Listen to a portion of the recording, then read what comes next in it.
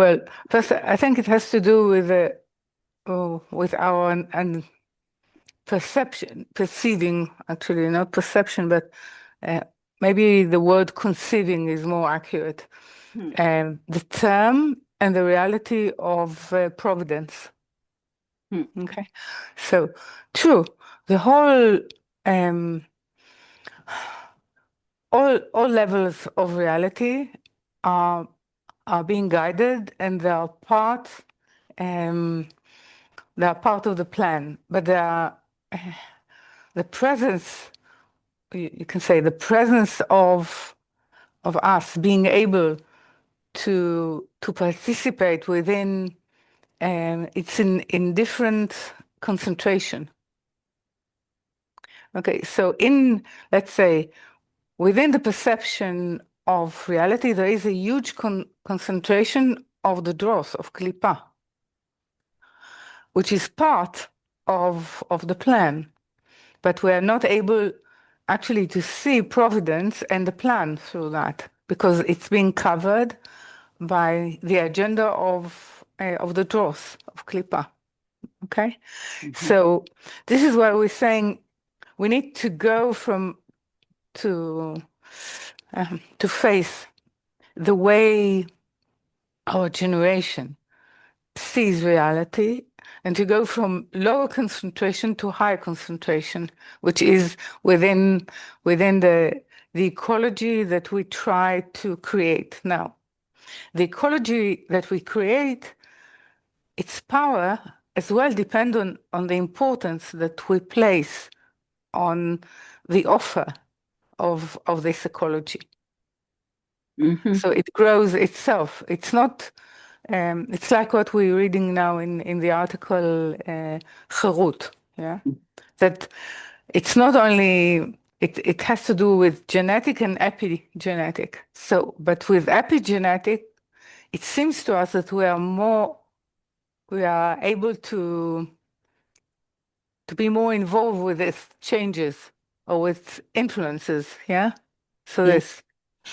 So we need to go out in order to borrow actually a need, which is not only of ourselves, but it has to do with a generation. And we bring it into an ecology where there is a higher or more concentrated presence of the possibility of reformation.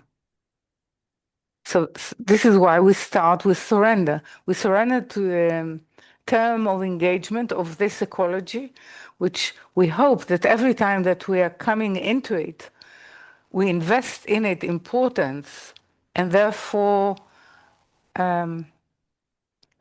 gravity. Yeah, a sense that it actually has the power to create a difference. Not that we know the result of how it will portray itself, but definitely the reward of our work is the depth that we are able to penetrate Torah. Okay, so this is it's because it's a different measurement. It's not a measurement of the will to receive to oneself or the corporeal world, which is result. You don't know the result, actually. No, we don't know, but as well, we are not able. It's a different language. Yeah, this is what I'm saying. It's a different language, which we actually the privilege that we have in that we get as a reward, that someone is willing to teach us the language. Yes. So we do know, because I do know that I feel like dead when I for some time don't come. So there's something dead. So there's something that we do know, although it's kind of mysterious, like for the intellect, for the corporeal, So it's a measurement of life. You say that you can measure it through the livelihood that you feel within the intensity of life that you feel within the work, or at all life. It is true, and yet it has in it it comes back to the question or the wonder why someone gave me that intensity, that ability to feel life. So it's not that it is for itself, it is for how I'm going to use it. Okay? To serve what? Who Yeah. do I serve? Who, not only Like, who, because he's the creator. Like, I say, yes, but it's as well a question of, because when you're saying I'm happy, I'm satisfied with I have a tinge of satisfaction, you might say, with this sense of life. What need to come after it is for what it was given to me. It was not given to me to enjoy the sense of it.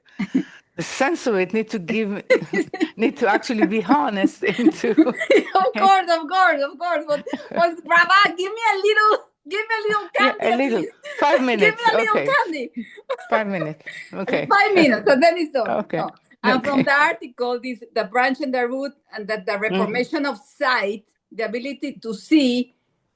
So, but the ability to see, it's actually granted by also what Rabbah said to me in Shavuot, like that I cover my, like I put it up because I cannot really see.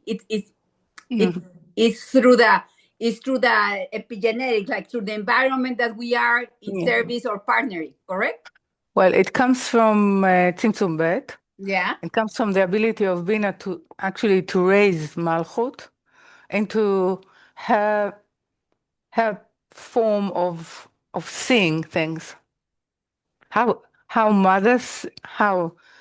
Bina, as the great mother, as actually the nature of wishing to be a bestower, like the creator. Actually, this is my womb of change. This is where I'm getting this a different eyes, you can say, or a different apparatus of being able to see. Okay, so I'm able to see through her eyes. Okay, or through the point of view, because she's raising me. So, like a baby is not able to see from the ground because he's not able even to stand. Even when he stands, it's low. But when he's being picked up by a mother, at least he has the level of the bosom, meaning the level of being able to feel. Okay? And through that, he's able to see, because this is where in giving Torah in Shavuot, actually there is an ability of Bina raising all the spirits in the way that they're able to see the sounds, to see the voices. Okay, so this is what we get. We get a different depth of perception, a different depth of. But for that, we need to actually admit that what we see is not true. Okay? And this is actually the sin of the spies, that they relied on themselves to actually, I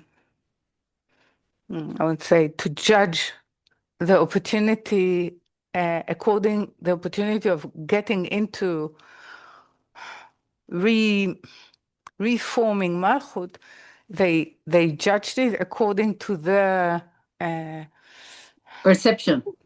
Not only percent, to their limitation. Their limitation. Yeah. And they sort of gave their limitation the upper hand, meaning that they allow the dross, Klipot, to win.